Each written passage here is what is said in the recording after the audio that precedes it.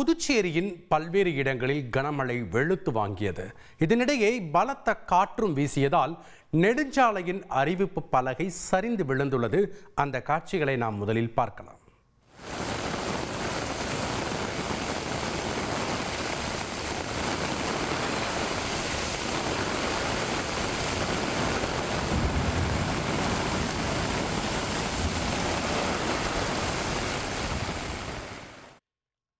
கூடுதல் தகவல்களை செய்தியாளர் எழில்குமார் வழங்க நாம் கேட்கலாம். வணக்கம் எழில்குமார், தற்போது இந்த அறிவிப்பு பலகை நெடுஞ்சாலையில் விழுந்திருக்கிறத நம்ம பார்க்குறோம்.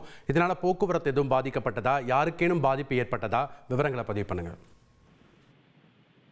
வடமேற்கு வங்கக்கடல் மற்றும் அதனை ஒட்டியுள்ள பகுதியில் காற்றழுத்த தாழ்வு பகுதி உருவான நிலையில் இந்த காற்றழுத்த தாழ்வு பகுதியான வடமேற்கு திசையில் நகர்ந்து ஒடிசா மேற்கு வங்காள கடற்கரை பகுதியில் கடந்து நகரக்கூடும் என வானிலை ஆய்வு மையம் தகவல் தெரிவித்திருந்தது.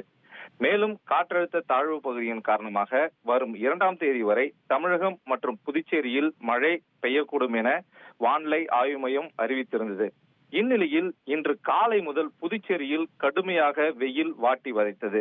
இதனைத் தொடர்ந்து மாலை கருமேகங்கள் சூழ்ந்து சற்று கிட்டத்தட்ட ஒரு மணி நேரத்திற்கு முன்னதாக தொடர்ச்சியாக பலத்த காற்று மற்றும் இடியுடன் கூடிய கனமழை பெய்தது. மேலும் இந்த காற்றுடன் கூடிய கனமழையின் காரணமாக புதுச்சேரியிலிருந்து வில்லியனூர் செல்லும் புறவழிச்சாலையில் உள்ள பெரிய ராட்சத பெயர் பலகை விழுந்தது. மேலும் நல்வாக அந்த நேரம் பார்த்து சாலையில் யாரும் செல்லாததன் காரணமாக சாலையின் ஓரம் நிறுத்தி வைக்கப்பட்டிருந்த பேருந்து மீது சாய்ந்தது. இதனை அகற்றும் பணியில் போக்குவரத்து போலீசார் தீவிரமாக ஈடுபட்டு வருகின்றனர். மேலும் இந்த திடீர் கனமழையின் காரணமாக புதுச்சேரிக்கு வந்துள்ள சுற்றுலா பயணிகள் கடுமையாக அவதிக்குள்ளாகியுள்ளனர்.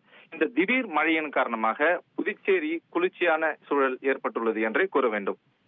நன்றி எழில்குமார், உங்களுடைய கள விவரங்களுக்கு. ட்ரெண்டை ஃப்ரெண்ட் ஆக்கிக்கோங்க. 2.5 கோடிக்கும் அதிகமான தந்தி டிவியின் சப்ஸ்கிரைபர்ஸ் அண்ட் ஃபாலோவர்ஸ் குடும்பத்துல நீங்களும் இணையுங்க.